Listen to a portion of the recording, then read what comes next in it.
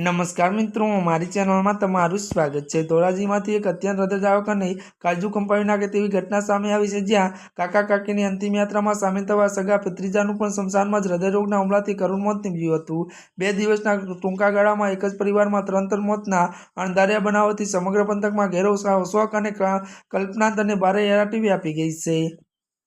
प्राप्त विगतों अनुसार धोराजीना जमवाड़ा त्यारे रोड पर रहता जीतुभाई वाराणी अने मधुबेन त्यारे रावाणीए त्यारे नामना आधेधर दंपतीए 2 दिवस पहला ज अगम्य कारणसर झेरी दवा पीने आपघात करी लीधो हतो।